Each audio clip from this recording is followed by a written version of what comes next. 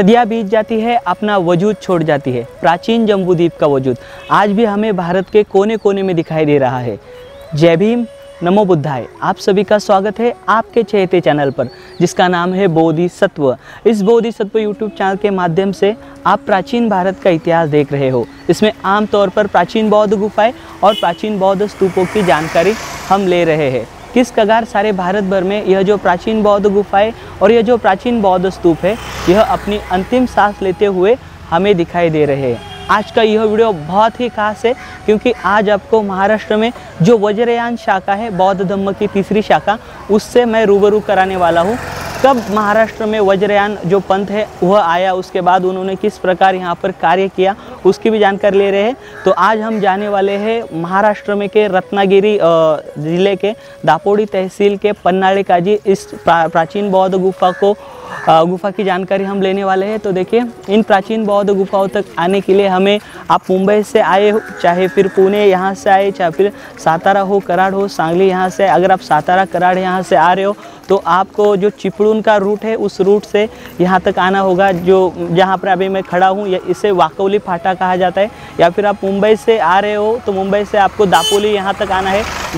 दापोली से करीबन 20 किलोमीटर की दूरी पर यह प्राचीन बौद्ध गुफाएं। तो बहुत ऐसी महत्वपूर्ण जानकारी इस वीडियो के माध्यम से आपको मिलने वाली है। तो आपसे अनुरोध है, अगर आप इस चैनल पर नए हो तो इस चैनल को अभी सब्सक्राइब करें और साथ ही बेल आइकन को भी प्रेस करें, ताकि इस चैनल पर आने वाले वीडियो आप सबसे पहले देख पाओगे। तो यह ज़रूर करना। तो चलिए आज का यह वीडियो हम शुरू करते हैं। प्राचीन काल में सारे भारत भर में बौद्ध धर्म का प्रचार और प्रसार बड़े पैमाने में हुआ है। इसमें महाराष्ट्र में ईसा पूर्व 5वीं शताब्दी में बौद्ध धर्म आया हुआ हमें दिखाई देता है। महाराष्ट्र में से पूर्णा नाम के जो व्यापारी थे वह तथागत बुद्ध से मिलने के लिए गए थे। बाद में उन्होंने तथागत बुद्ध से बौद्ध धर्म की दीक्षा ली और साथ ही आते समय उन्होंने तथागत बुद्ध का एक भिक्षा पात्र अपने साथ में लाया और उसी भिक्षा पात्र पर महाराष्ट्र के जो सोपारा है, सुरपारक नगरी जिसे प्राचीन काल में कहा जाता था, आज का नाला सोपारा, यहाँ पर उस पर बौद्ध स्तूप बनाया गया और साथ ही एक चंदन का विहार भी बनाया गया, जिसमें सातवाहन हो या फिर उससे पहले सम्राट अशोक के काल में भी उसे डेवलप किया गया दिखाई देता है। प्राचीन काल में सोपारा यह बहुत बड़ा केंद्र हुआ करता था, व्यापारी केंद्र हुआ करता था और साथ ही साथ बौद्ध धर्म का केंद्र भी हुआ करता था। तो इसी सोपारा में हमें आज भी यह प्राचीन भारत के या फिर वजूद दिखाई देते हैं, या फिर महाराष्ट्र में बौद्ध धर्म कैसे आया वह हमें दिखाई देता है। और हम आज बात करने वाले हैं वज्रयान शाखा की। ईसा पूर्व 3री शताब्दी में सम्राट अशोक के काल में तीसरी धम्म संगति का प्रयोजन किया गया। इस तीसरी धम्म संगति में जो धम्मदूत थे वह देश भर के अलग अलग हिस्से में भेजे गए। उसमें महाराष्ट्र में महारट्टी, जिसे महाधम्मरक्षित नाम के जो बनते हैं, उन्हें भेजा हुआ प्रतीत होता है। और साथ ही साथ में प्राचीन काल में यह जो कोकण है, आज हम कोकण में है, तो इस कोकण को अपरांत कहा जाता था। तो जो संघरक्षित नाम के बनते थे, उन्हें यहाँ पर बौद्ध धर्म का प्रचार और प्रसार करने हेतु भेजा हुआ हमें दिखाई देता है। और उसके बाद में महाराष्ट्र भर में बौद्ध धर्म का प्रचार और प्रसार बड़े पैमाने हुआ है, क्योंकि ईसा पूर्व 3री शताब्दी से जो यहाँ पर सातवाहन नाम के राजवंश थे, उन्होंने बड़े पैमाने में बौद्ध धर्म का प्रचार और प्रसार किया हुआ है। उन्होंने महाराष्ट्र में बहुत सारी प्राचीन बौद्ध गुफाओं का निर्माण किया है। उसमें हम देख पाते हैं महाराष्ट्र में बड़ी बड़ी प्राचीन बौद्ध गुफाएं, उसमें से कानेरी प्राचीन बौद्ध गुफाएं हो, या फिर अजंता वेरूळ हो, या फिर नासिक की प्राचीन बौद्ध गुफाएं हो। और महाराष्ट्र में कहा जाता है पितलखोरा नाम की यह जो प्राचीन बौद्ध गुफाएं, और साथ ही साथ भाजे यह जो प्राचीन बौद्ध गुफाएं जो कि पुणे के मळवली यहाँ पर स्थित है, इनका सबसे पहले निर्माण किया हुआ हमें दिखाई देता है। इसी प्रकार की तमाम ऐसी प्राचीन बौद्ध गुफाएं, लगभग 1200 से भी अधिक प्राचीन बौद्ध गुफाएं सारे महाराष्ट्र में है, और सारे देश भर में 2000 के आसपास प्राचीन गुफाओं का निर्माण किया हुआ हमें दिखाई देता है। तीसरी धम्म संगति के बाद बौद्ध भिक्षुओं में अनबन पैदा हुई और इसमें से दो पंथ सामने आए। पहला पंथ था थेरवाद, जिसे हीनयान कहा जाता है, और दूसरा पंथ था महायान, जिसे मान्यता नहीं मिली थी आधिकारिक तौर पर, और वह मान्यता उन्हें कुषाण डायनेस्टी यानी कि कुषाण साम्राज्य में कनिष्क सम्राट के दौर में भंते नागार्जुन नाम के जो भंते थे उनकी अध्यक्षता में चौथी धम्म संगीति का प्रयोजन किया। इस चौथी धम्म संगीति में महायान पंथ को आधिकारिक रूप से मान्यता प्राप्त हुई और सारे भारत भर में अपितु सारे जम्बूद्वीप में बड़े पैमाने में तथागत बुद्ध की मूर्तियों का निर्माण किया गया और उसके बाद में तथागत बुद्ध को पूजा जाने लगा। और इसके बाद जो तीसरा पंथ आता है वह है वज्रयान पंथ और तंत्रयान। तो यह वज्रयान क्या है और तंत्रयान क्या है और आगे क्या हुआ, चलिए देखते हैं इन प्राचीन बौद्ध गुफाओं की ओर। अभी मैं यहाँ से देखिए रास्ते से चल रहा हूँ, फिलहाल कोई गाड़ी नहीं है, तो कोई गाड़ी वहाँ तक मिल जाएगी इस फाटे से जहाँ से हम चलते जा रहे हैं, कोई गाड़ी मिलेगी तो इन प्राचीन बौद्ध गुफाओं तक हम पहुँच पाएंगे।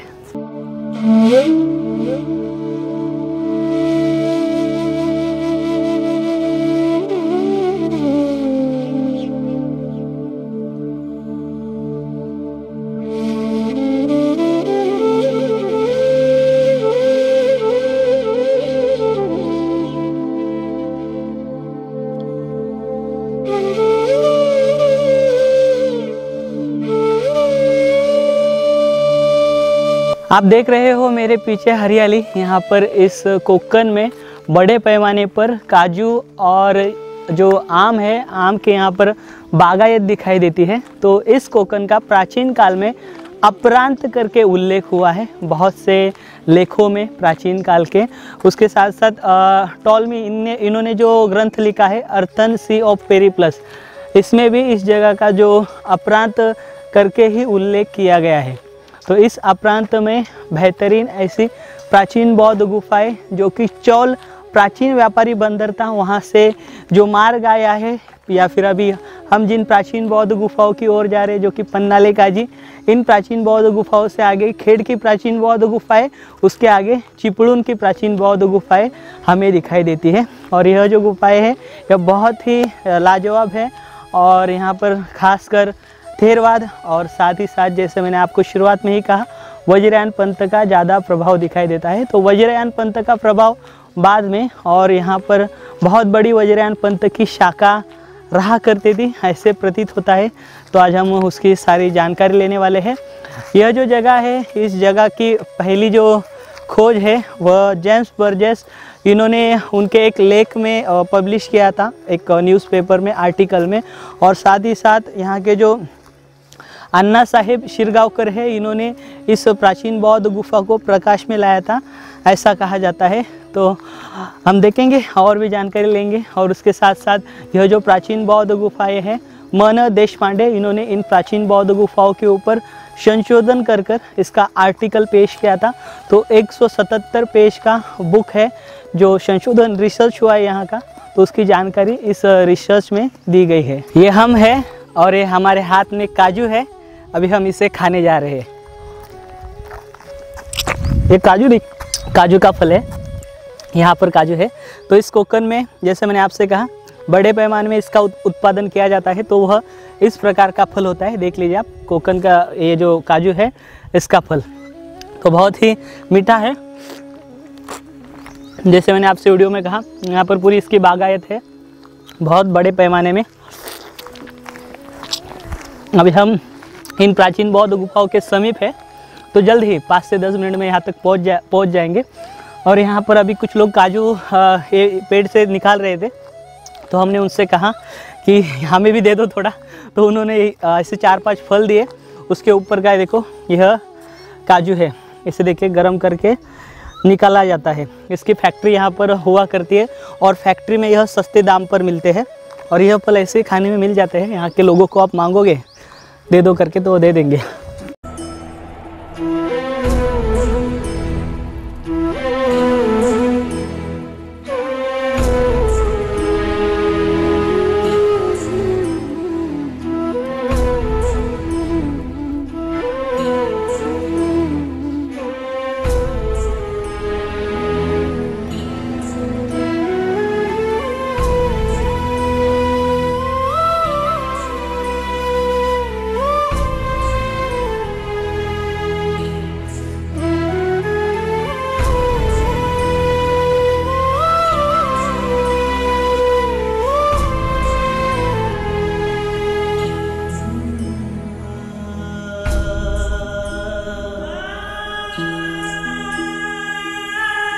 हम आए हुए हैं इस पन्नाड़े काजी गांव के पास। तो आप मेरे पीछे बोर्ड देख सकते हो, यहाँ पर है पन्नाड़े काजी गांव का बोर्ड है और यहीं से इन प्राचीन बौद्ध गुफाओं का समूह शुरू होता है। तो आप देख सकते हो मेरे सामने, ये देखिए, यह प्राचीन बौद्ध गुफाओं का समूह यहाँ से शुरू हो चुका है।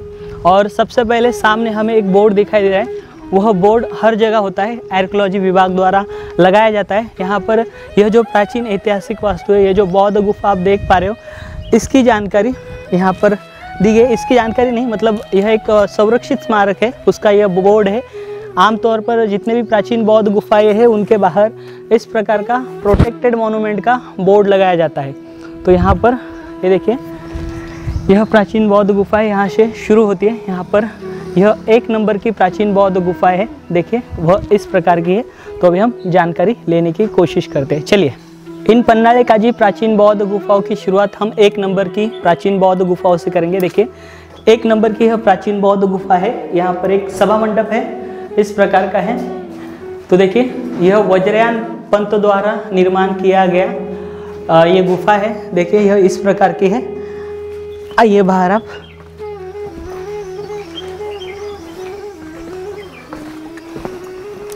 इसके बाद यहाँ पर 2 नंबर की प्राचीन बौद्ध गुफा देखिए आप। यहाँ पर बड़ा हमें सभा मंडप दिखाई दे रहा है और यहाँ पर पिलर्स है। यहाँ पर देखिए आप, अष्टकोणी पिलर्स दिखाई दे रहे हैं हमें इस प्रकार के।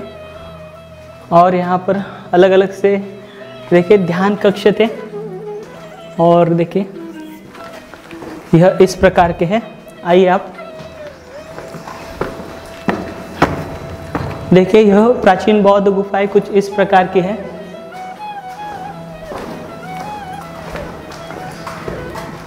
यहाँ पर देखिए, यह सब ध्यान कक्ष है और यहाँ का देखिए आप, यह सभा मंडप है, यह भी कुछ इस प्रकार का है।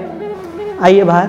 आपको वो जो वहाँ की कार्विंग दिखाई दे रही है शेप में, उसके अंदर मूर्तियाँ रखी जाती थी। तो आगे यहाँ पर मूर्तियाँ रखी गई है, वह हमें दिखाई दी गई। यह जो प्राचीन बौद्ध गुफाएं हैं, जब प्रकाश में आई तब यह प्राचीन बौद्ध गुफाएं पूरी तरीके से कीचड़ के अंदर दबी हुई थी। इन प्राचीन बौद्ध गुफाओं में पूरी तरीके से कीचड़ भरा हुआ था। बाद में इसे साफ किया गया, इसके अंदर का पूरा कीचड़ निकाला गया। उसके बाद यहाँ पर मन देशपांडे, इन्होंने इन प्राचीन बौद्ध गुफाओं का संशोधन किया। इन प्राचीन बौद्ध गुफाओं के सामने हमें कुछ अवशेष दिखाई दे रहे। देखिए, ये बाद के समय के अवशेष यहाँ पर हमें दिखाई दे रहे। यहाँ पर कुछ मंदिर हुआ करता था, उसके अवशेष यहाँ पर गिरे हुए हमें दिखाई देते हैं। और यहाँ पर देखिए आप, यहाँ पर यह स्तूप हमें दिखाई दे रहे। देखिए, यह स्तूप है। अब देखिए, यह स्तूप यहाँ पर गिरे हुए हैं। इतने सारे स्तूप यहाँ पर हमें दिखाई दे रहे। देखिए, वह स्तूप इस प्रकार के हैं। देखिए, छोटे छोटे स्तूप यहाँ पर निर्माण कार्य हुआ था उन स्तूपों का, वह स्तूप हमें यहाँ पर दिखाई दे रहे। तो चलिए हम इन गुफाओं की जानकारी लेते हैं। अभी हमने 3 गुफाएं देखी, उसके बाद यहाँ पर देखिए, यहाँ पर ये भी पूरी वज्रयान पंत की गुफा है। देखिए, जहाँ जहाँ पर वह आपको दिखाई दे रहा है कार्विंग की गई है कुछ मूर्तियाँ रखने के लिए। तो यह सब वज्रयान पंत की प्राचीन बौद्ध गुफाएं हमें दिखाई देती है। यहाँ पर कुल 29 प्राचीन बौद्ध गुफाओं का समूह है। यहाँ पर देखिए आप, हमें यह जो गुफा दिखाई दे रही है, अभी हम जिस गुफा में आए हुए हैं, इसमें देखिए यहाँ पर हमें एक तथागत बुद्ध की प्रतिमा दिखाई दे रही है। यहाँ पर यह जो प्रतिमा है, यह भूमि स्पर्श मुद्रा हुआ करती थी। यहाँ पर देखिए, यहाँ पर तथागत बुद्ध का हमें हाथ दिखाई दे रहा है। और यह जो मूर्ति है, यह भी वज्रयान पंत की है, जिसे अक्षोभय कहा जाता था। अक्षोभय नाम की यह हमें मूर्ति दिखाई दे रही है तथागत बुद्ध की, जो कि वज्रयान पंत की है। और उसके बाद यहाँ पर हमें यह ध्यान कक्ष दिखाई दे रहे हैं। यहाँ के देखिए, यहाँ पर पूरी तरीके से चमगादड़ बैठे हुए हैं सारे। मैं आपको दिखाना चाहूँगा। देखिए, चमगादड़ ऊपर की ओर बैठे हुए हैं। यह ध्यान कक्ष है। अंदर देखिए एक चौराहा है बैठने के लिए। आके जो पानी लीकेज होता था, उस लीकेज पानी को यहाँ से निकाला जाता था, मतलब वाटर ड्रेनेज सिस्टम जो है यहाँ पे हमें दिखाई दे रही है। और यहाँ पर भी एक ध्यान कक्ष है। देखिए, वह कुछ इस प्रकार का है, बैठने के लिए यहाँ पर जगह है। यह जो गुफाएं हैं सारी, यह हीनयान पंत द्वारा पहले इसका निर्माण किया गया था। 2री शताब्दी से लेकर 3री, फिर बाद में 4वीं 5वीं शताब्दी के दौर में इन गुफाओं का निर्माण किया हुआ दिखाई देता है। और यहाँ पर देखिए, कुछ मंदिर के अवशेष यहाँ पर गिरे हुए हैं। देखिए, वह इस प्रकार के अवशेष यहाँ पर रखे हुए हमें दिखाई देते हैं। देखिए, यहाँ पर नंदी है या फिर जो भी कुछ है वो यहाँ पर हमें दिखाई दे रहा है।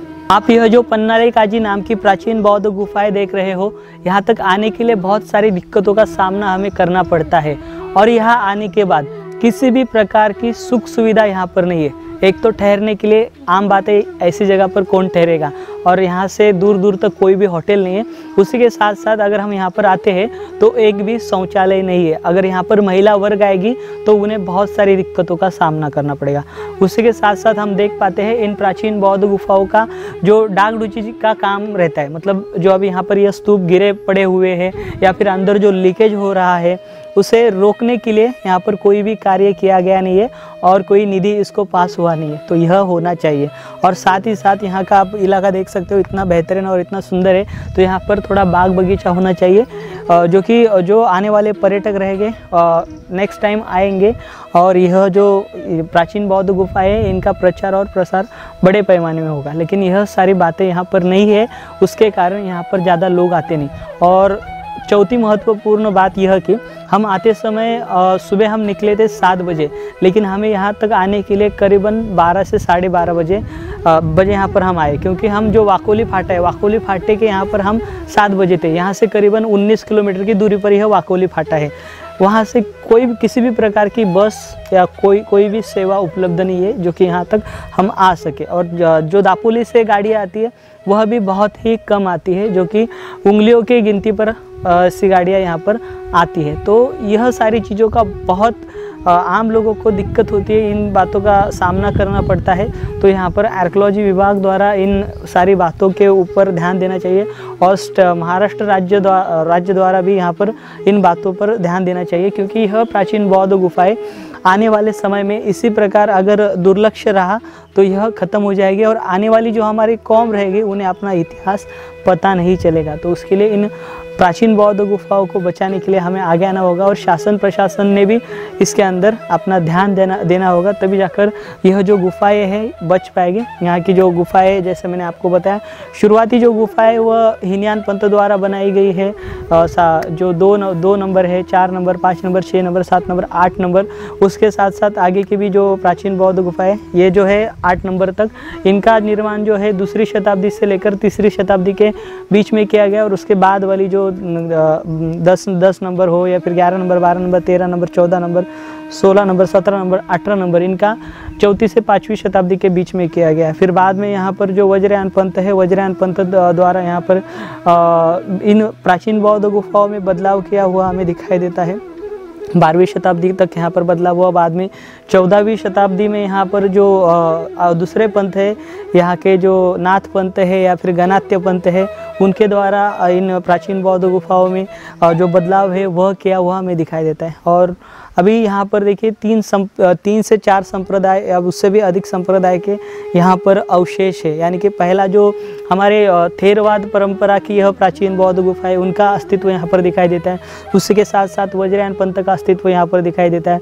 उसके बाद यहाँ पर जो नाथ पंथ है, नाथ पंथ का अस्तित्व दिखाई देता है। उसके बाद गणात्य जो गणपति हमने देखा उनका अस्तित्व दिखाई देता है। तो यह एक हमारे भारत की धरोहर है, ऐसी धरोहर को हमें बचाना होगा और यह जो इतिहास है यह इतिहास आम लोगों को भी समझना चाहिए। अभी हम इन प्राचीन बौद्ध गुफाओं के ऊपर के हिस्से में आ चुके हैं। सामने का नज़ारा देखिए, बहुत ही बेहतरीन ऐसा नज़ारा है। यहाँ से स्तूप दिखाई दे रहा है और नीचे का हिस्सा देखिए इस प्रकार का है। और 4-5 प्राचीन बौद्ध गुफाओं के ऊपर ये देखिए इस प्रकार का यहाँ पर स्ट्रक्चर हमें दिखाई देता है। यहाँ पर वाटर हार्वेस्टिंग सिस्टम दिखाई दे रही है।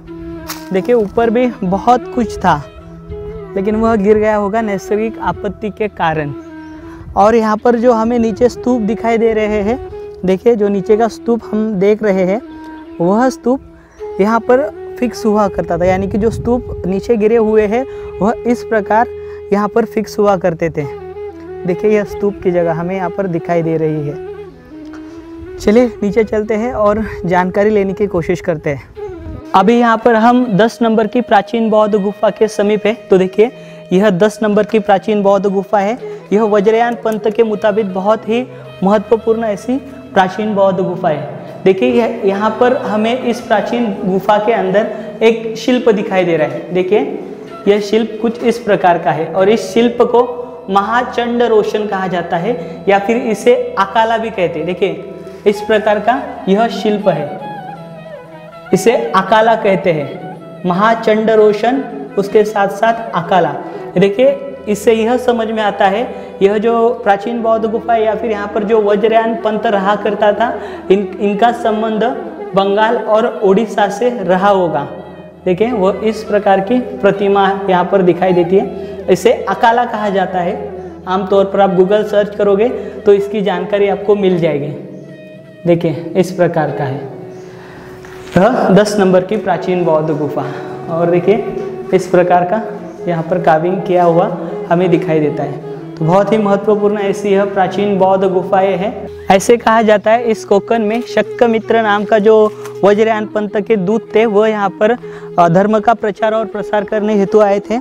और यहाँ पर यह जो पन्नाळे काजी है, पन्नाळे काजी में का यहाँ पर एक पन्नाळे नाम का दुर्ग है और पन्नाळे इसका नाम प्राचीन काल में प्रणालय हुआ करता था।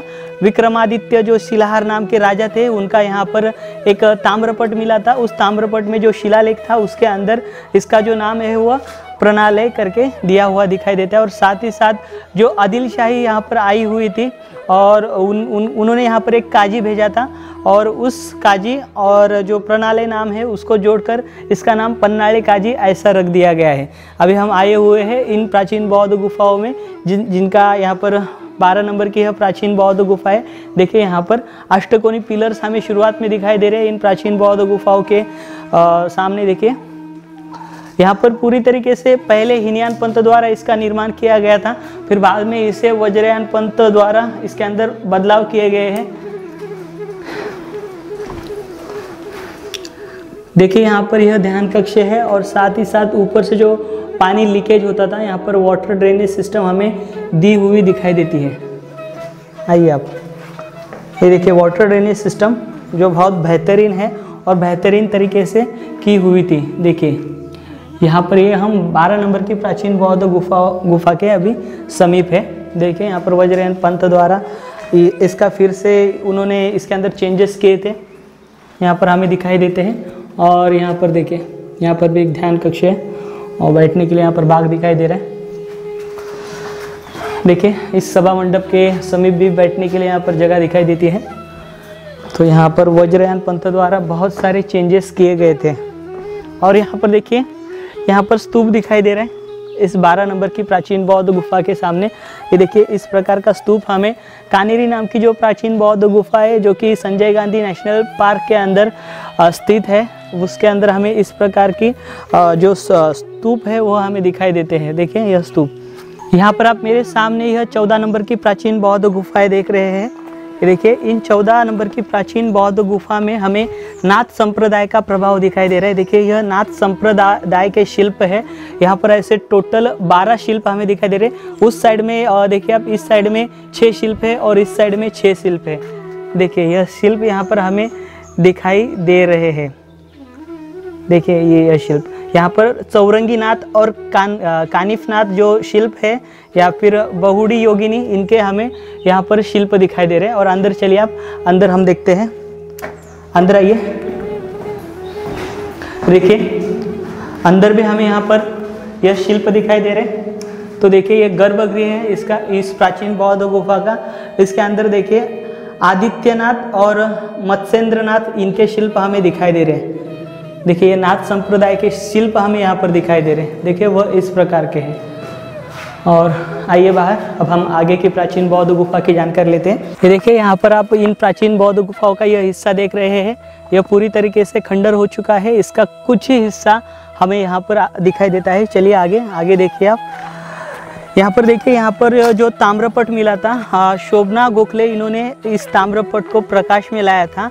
बाद में वी मिराशी इन्होंने कॉपर्स इंस्क्रिप्शन इंडिक कैमर जो था उसके 6वें हिस्से में इस ताम्रपट का संगोपन किया है। और उसके अनुसार इस लेख में यानी कि 1127 से लेकर 1148 के दौर में जो शिलाहार राजा प्रथम अपरादित्य था, उन्होंने यहाँ का जो ये जो हिस्सा है जिसे हम कोकन कहते हैं, इसे प्राचीन काल में उस समय में कदम्बना के अधीन था, उनसे यह राज्य छीनकर जो अपना प्यारा लड़का है विक्रमादित्य, उनको यह जो हिस्सा है जिसे हम प्रणालय कह रहे हैं, यह हिस्सा अपने बेटे को दिया हुआ हमें दिखाई देता है। देखिए यहाँ पर यह कुछ हिस्से यहाँ के गिर चुके हैं। देखिए हमें यहाँ पर एक चीज़ दिखाई दे रही है, यहाँ पर वज्रयान का अस्तित्व था। बाद में उसी वज्रयान पंथ को जैसे के वैसे यहाँ पर वैदिक जो परंपरा के लोग हैं उन्होंने स्वीकारा हुआ हमें दिखाई देता है। यहाँ पर देखिए, यहाँ पर हमें इसके ऊपर नागों के शिल्प दिखाई दे रहे हैं, देखिए। और यहाँ पर हमें यह नागों का यानी कि नाग पंथ का पूरा यह अवशेष दिखाई दे रहे हैं। यहाँ पर हम देख पा रहे हैं ज़्यादातर जो प्राचीन बौद्ध गुफाएं हैं उनका जो बदलाव है वज्रयान पंथ द्वारा बाद के समय में किया हुआ दिखाई देता है। पहले इन बौद्ध गुफाओं का इस्तेमाल हीनयान पंथ द्वारा किया गया था, लेकिन बाद के समय में यहाँ पर बड़े पैमाने में वज्रयान पंथ द्वारा चेंजेस किए हुए हमें दिखाई दे रहे हैं। और उसके बाद यहाँ पर जो नाथ संप्रदाय है या फिर गणात के संप्रदाय है, वैदिक परंपरा, उनका यहाँ पर ज्यादा प्रभाव रहा होगा, यह भी हमें दिखाई दे रहा है। यहाँ पर जो शिलाहार नाम के राजे थे, वो शिलाहार राजाओं के यहाँ पर छोटे मोटे यहाँ पर जो मंदिर दिखाई दे रहे हैं और सारे यहाँ पर अवशेष बिखरे हुए हमें दिखाई दे रहे हैं। तो यह वज्रयान पंथ महाराष्ट्र में कब आया? तो वज्रयान पंथ महाराष्ट्र में 7वीं से 8वीं शताब्दी के दौर में आया हुआ हमें दिखाई देता है। बहुत सारे जो एविडेंस है वो यही कहते हैं महाराष्ट्र में जो वज्रयान पंथ आया वो 7वीं से 8वीं शताब्दी के दौर में आया। फिर बाद में यहाँ पर हम देख पा रहे हैं यह जो पन्नाड़ी काजी नाम की जगह है, यह प्राचीन काल में बहुत बड़ा सेंटर हुआ करता था वज्रयान पंथ का, जो कि बंगाल और उड़ीसा से इसका संबंध हुआ करता था। और यह वज्रयान पंथ कैसे निर्माण हुआ, यह भी प्रश्न हमारे मन में उपस्थित होते हैं। प्राचीन काल में जो महायान पंथ था, महायान पंथ में धर्मकाय, संभोगकाय, उसके साथ निर्माणकाय नाम के जो बुद्ध थे उनको मान्यता दी गई थी। और इसी में से जो धर्मकाय नाम का बुद्ध है, जिसे वज्रयान पंथ आदि बुद्ध कहते थे, और साथ ही साथ वज्रतारा भी वज्रयान पंथ द्वारा इस बुद्ध को कहा जाता था। बाद में नेपाल में जो ज्योत थी, इस ज्योत में से यह जो वज्रतारा नाम का जो बुद्ध है वह आया और उसके ऊपर जो मंजूश्री नाम का बोधिसत्व है उन्होंने चैत्य बनाया, ऐसे कहा जाता है। और इस प्रकार यह वज्रयान पंथ के जो शाखा है वह आई और उसके अंदर के यह जो बुद्ध है अलग अलग प्रकार के वह हमें दिखाई देते हैं। यह आमतौर पर रूप, उसके साथ रूप हो, वेदना हो, संज्ञा हो या फिर विज्ञान हो, संस्कार हो, इनको दर्शाते हैं। मतलब जितनी भी यहाँ की प्रतिमाएं हैं यह इन बातों को दर्शाती है। उसमें से जो पहला बुद्ध आता है वैराचन बुद्ध, वैराचन नाम का यह जो बुद्ध है वह रूप को दर्शाता है। और दूसरा जो बुद्ध है वह रत्न संभव बुद्ध है। रत्न संभव बुद्ध जो है यह वेदना को दर्शाता है। और तीसरा जो है वह है अमोघ सिद्धि बुद्ध। अमोघ सिद्धि जो बुद्ध है वह यहाँ पर वेदना के बाद संज्ञा को दर्शाता है।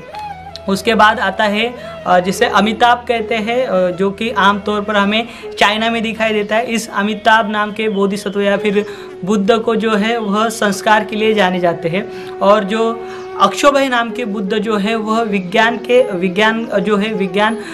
की शुरुआत उन्हीं से हुई है, ऐसा कहा जाता है। और वह विज्ञान के तौर पर उन्हें प्रेजेंट किया जाता है। तो इस प्रकार यह जो वज्रयान पंथ है और उसकी जो शाखा है वह निर्माण हुए हमें दिखाई देती है। और उसमें वज्रयान में जो तंत्रयान यानी कि तंत्र मंत्र का बड़े पैमाने में इस्तेमाल हुआ हमें दिखाई देता है। और बाद के समय में यानी कि महाराष्ट्र में हो या फिर भारत में हो, फिर इसी वज्रयान पंथ की जो शाखा है और उसमें से आए हुए जो भगवान है, जो कि तारा हो या फिर जो बाद के समय में बोधिसत्व आए, या फिर जो प्राचीन काल में ये जो नदियाँ हुआ करती थी भारत में, आप देख पाते हो बहुत सी नदियाँ हैं, गंगा हो, जमुना हो, सरस्वती हो।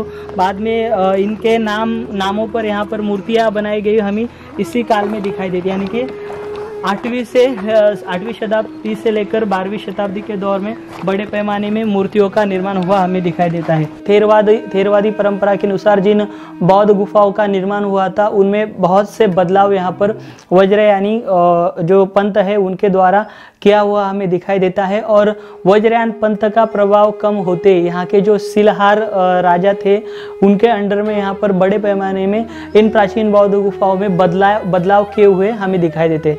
यानी कि जो बदलाव होते हैं वह बदलाव यहाँ पर हमें देखने मिलते हैं और यहाँ पर सीखने मिलते हैं। 12वीं या 13वीं शताब्दी तक महाराष्ट्र में बौद्ध धम्म अस्तित्व में था, यह हमें दिखाई देता है। बाद में वज्रयान शाखा जो थी, वज्रयान पंथ था, उनका प्रभाव कम होते ही यहाँ पर जो वैदिक परंपरा है वह हावी हुई हमें दिखाई देती है।